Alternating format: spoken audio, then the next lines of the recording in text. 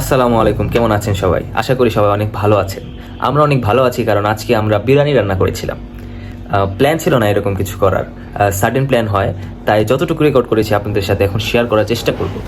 সকালটাই শুরু হয় বৃষ্টি দিয়ে, তা আপনারা রাস্তা দেখে বুঝতে পারছেন। এই বৃষ্টি দেখে আমরা বন্ধুরা মিলে ভাবলাম খিচুড়ি বা বিরিয়ানি রান্না করলে জিনিসটা খারাপ হয় না। যে ভাবা সেই কাজ, ঠিক করলাম বিরিয়ানি রান্না করব। তাই প্রয়োজনীয় সব কিছু কিনতে সবাই মিলে চলে আসলাম বাজারে। ভাইরে ভাই, সবকিছুর এত দাম, মানুষ খাবে কি?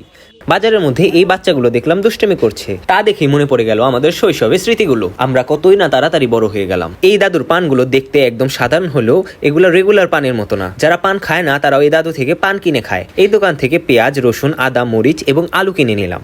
এখানকার দোকানদার ক্যামেরা দেখে পালিয়ে গেল, কিন্তু কেন?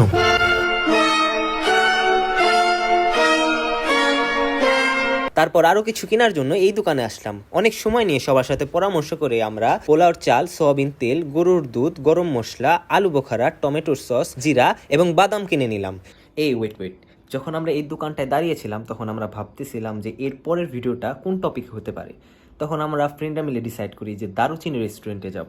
দারুচিনি রেস্টুরেন্ট হলো মানিকগঞ্জের অনেক বিখ্যাত একটা রেস্টুরেন্ট, যেটা দেখতে অনেক নান্দনিক সুন্দর। মানিকগঞ্জ জেলার সিঙ্গারের মতো জায়গায় ঢাকা থেকে মাত্র 40 কিলোমিটার দূরে সবুজে ঘেরা এই দারুচিনি রেস্টুরেন্ট। এই ব্লগটাও দারুণ হবে। এই ব্লগটা দেখতে চাইলে মাত্র 500 লাইকের টার্গেট রাখলাম। আশা করি আপনারা ভালোবাসার কোনো কমতি রাখবেন না। হ্যাঁ, মাত্র 500 লাইক। ভিডিও কন্টিনিউ করেন। এরপর চলে গেলাম মুরগি কিনতে। 1 কেজি 900 গ্রামের একটি মুরগি কিনলাম। মুরগির দাম নিয়েছে 340 টাকা। আপনাদের এলাকায় কেজি কত করে তা অবশ্যই কমেন্ট করে আমাদের জানাবেন। আমাদের এখানে ব্রয়লার 180 টাকা ও সোনালী মুরগি 280 টাকা। সবকিছু কিনা কিন্তু এখনো শেষ হয়নি। মুরগি কিনে টুই করে আবারও বাজারে চলে গেলাম। এখান থেকে সালাদের জন্য লেবু ও শসা কিনলাম। তারপর মনে পড়লো আমরা তো এখনো পানিও কিনিনি। তারপর 2 লিটারের একটা মজু কিনলাম আবার আগের দোকান থেকে। বয়কটের পর কোকা কোলার দাম অনেক কমে গেছে, কিন্তু যা একবার বয়কট করেছি তা সারা জীবনই করব।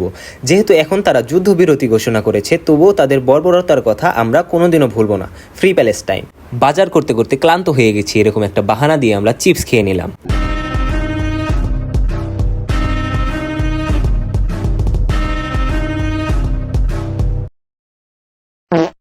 সবকিছু দেখে নিলাম কিছু মিসিং আছে কিনা। ভাগ্যবশত আমরা সবকিছুই ঠিকঠাকভাবে নিতে পেরেছিলাম। এখানে আমরা কিছু বাদাম ব্লেন্ড করে নিলাম। এটা একদমই অপশনাল, কিন্তু বাদাম দিলে টেস্টটা খুবই ভালো হয়।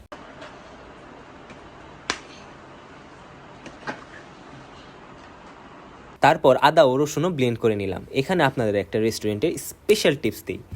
মাংসের সাথে গুঁড়া দুধ বা প্যাকেট দুধ ও লেবু দিয়ে ভালোভাবে মিশিয়ে ম্যারিনেট করে রাখলে মাংসের টেস্টটা হবে একদম রেস্টুরেন্ট বা বিয়ে বাড়ির স্টাইলে। মাংস ম্যারিনেট করে কিছুক্ষণের জন্য রেখে দিলাম। এই সময়টা আলু ও পেঁয়াজও কেটে নিব। এরপর বড় একটি কড়াইয়ে মাংসটা কষিয়ে নিব। আস্তে আস্তে সব মশলাও দিয়ে দেব। এখানে আলু ভেজে নিলাম। এই তো আমাদের রান্না শেষ। আসলে আমি ওই ভিডিওগুলো রেকর্ড করতে ভুলে গেছি।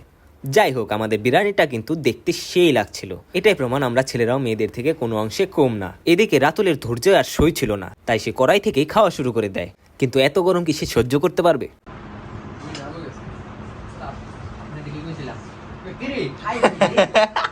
তারপর আমরা সবাই বসে পড়লাম টেস্ট করার জন্য। মামা, ওই কেমন মজা, কেমন লাগ না? রিভিউ দাও তো। পুরাই আগু, একটু বেরেস্তা, আলু, দারচিনি, তেজপাতা। এক লোক মুখে দেওয়া বললো কেমন হয়েছে?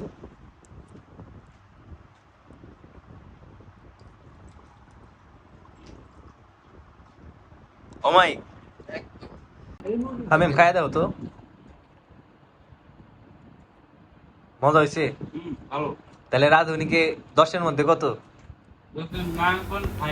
আসলে সবার সাথে বসে একসাথে খেতে পারাটাই মুখ্য বিষয়। হয়তোবা এমন দিন আবার আসবে, হয়তোবা এমন বন্ধু আমি আবার পাবো, হয়তোবা আমার জীবনে কালকে সকাল হবে। তাই সবকিছুর জন্যই আলহামদুলিল্লাহ। মনের ভিতর থেকে বলেন শালার এত গোস্ত খেয়ে